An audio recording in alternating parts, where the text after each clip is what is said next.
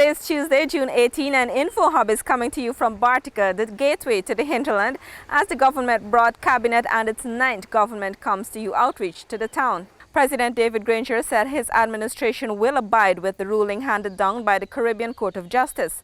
The head of state declared that the government can now outline a path to free, fair and credible elections. President Granger said he will await word from the Elections Commission before announcing a specific date for when elections can be held. The chairman of the Guyana Elections Commission, Justice Patterson, has previously informed me that the commission will be ready to hold elections in November 2019. This will be after the completion of house-to-house registration. I now await a recommendation for a specific date from GCOM, and I will then issue a proclamation. The head of state was emphatic that elections could only be held once house-to-house registration is completed. We cannot proceed on the current list of voters. It is outdated and corrupted. It may hold as many as 200,000 incorrect entries. What is more, those who have reached the age of 18 years since the last elections are not in it. The Constitution entitles all citizens over the age of 18 the right to vote. It is a democratic imperative that house-to-house registration be completed swiftly so we can have an election at the earliest opportunity.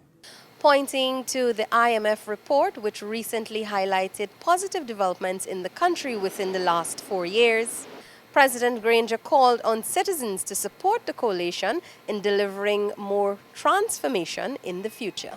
The International Monetary Fund has recently indicated that Guyana is on the right path in respect to our management of Guyana's oil resources. Guyanese will be given the choice to elect a government they trust, to continue on this path, to keep Guyana moving forward, to secure a better life for every family with the United APNU plus AFC coalition, or risk our future. From the Bartica Town Hall with senior videographer Kenny and Bacchus, Felicia Valenzuela, Info Hub. The International Monetary Fund, the IMF, has projected a 4.4% growth in Guyana's economy, which it said will be driven by continued strength in the construction and services sectors ahead of oil production in 2020. The latest International Monetary Fund's report on Guyana's economy validates government's efforts, according to the Minister of Finance, Winston Jordan.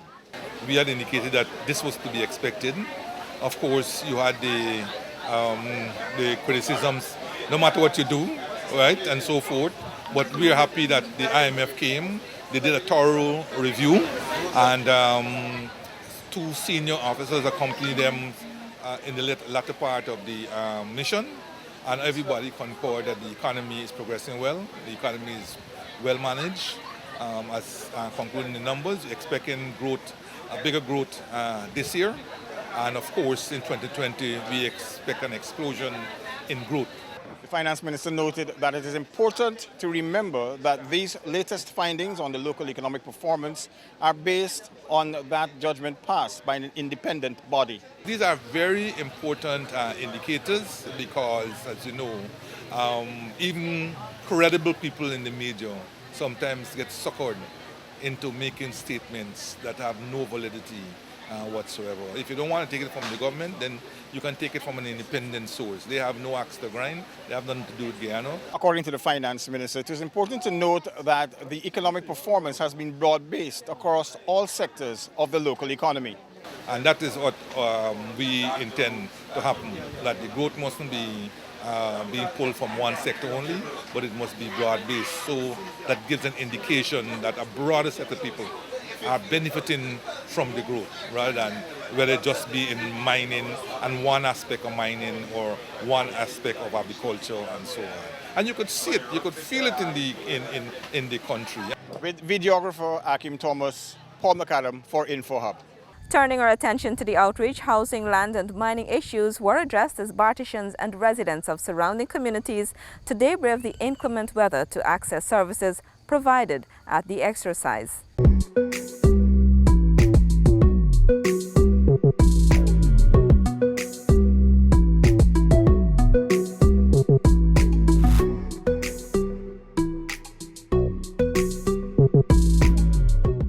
We are are here to serve you. This was the emphatic message delivered by Minister of State Dawn Hastings-Williams as she officially declared open the outreach in the vicinity of the cenotaph in the town. Your government had embarked on what we call regional phase of bringing government to the people.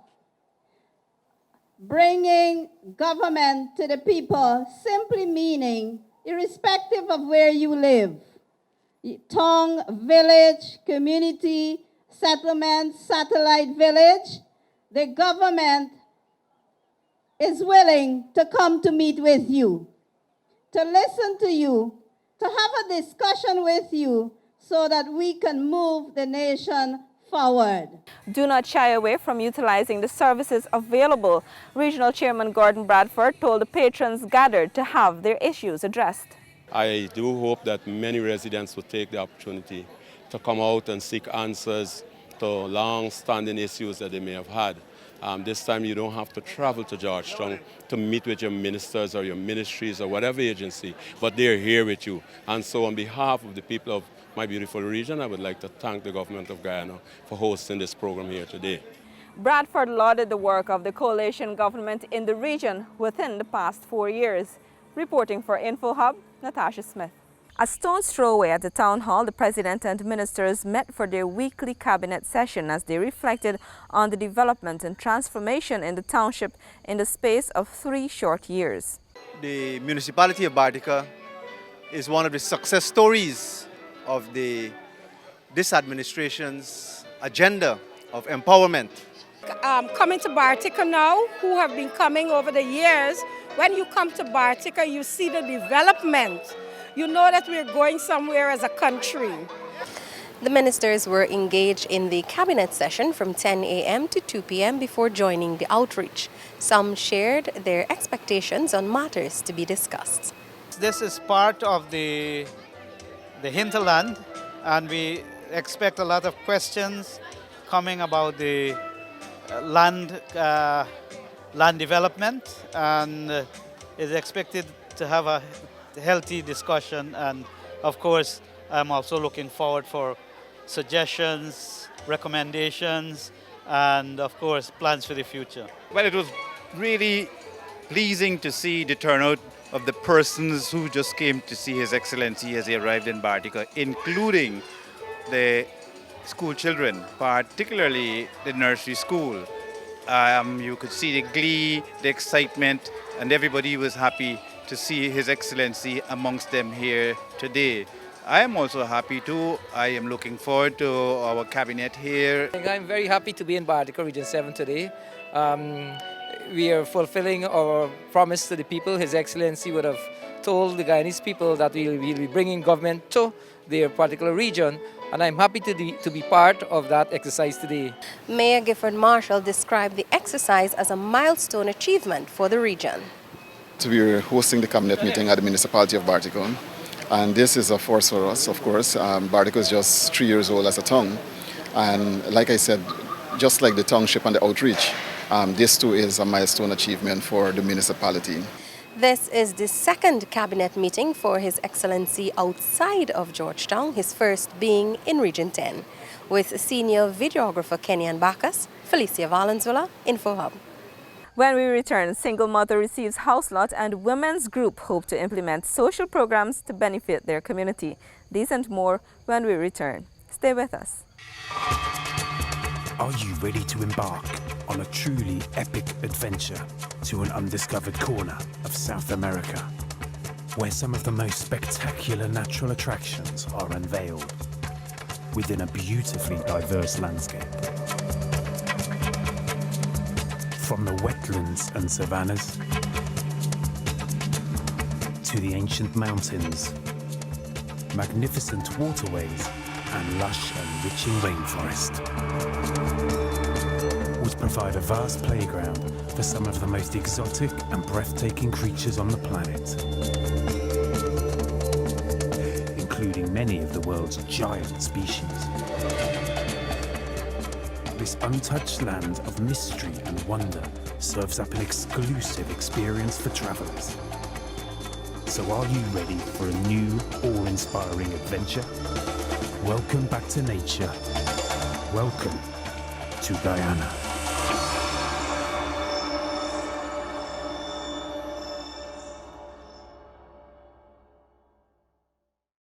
Welcome back. The days of paying rent will soon be a thing of the past for a single mother who received a house lot of her own today at the outreach.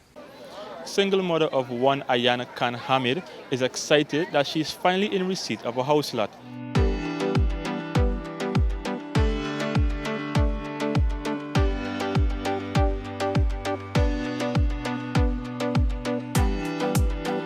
I'm very happy.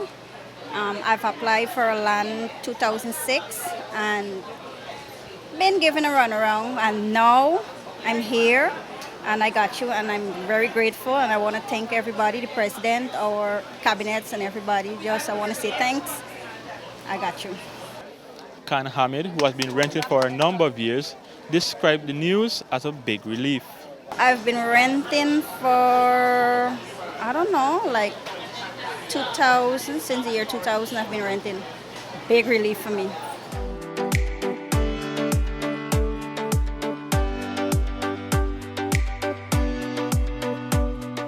Reporting from Bartaker in Region 7, I am Isaiah Braffett with videographer Joanne Jordan for InfoHub.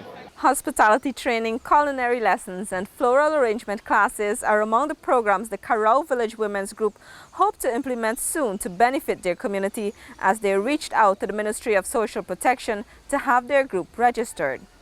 Representatives of the Karau Village Women's Group took the opportunity of Government Comes to You to register their organizations to be able to be eligible for a number of proposals.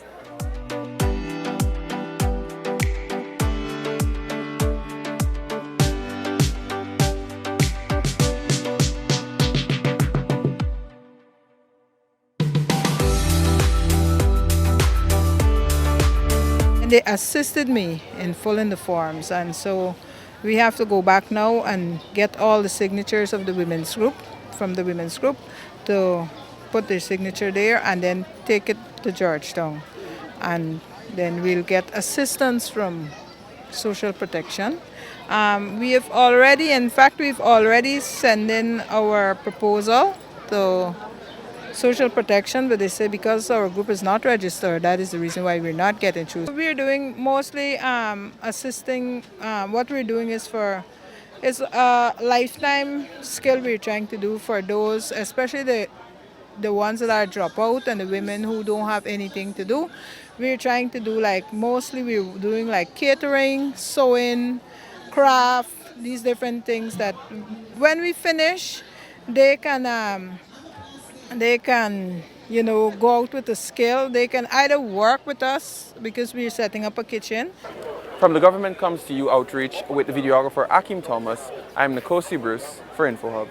During a visit to St. John the Baptist Primary School, President David Granger emphasized the importance of education. Here's our final report for this evening.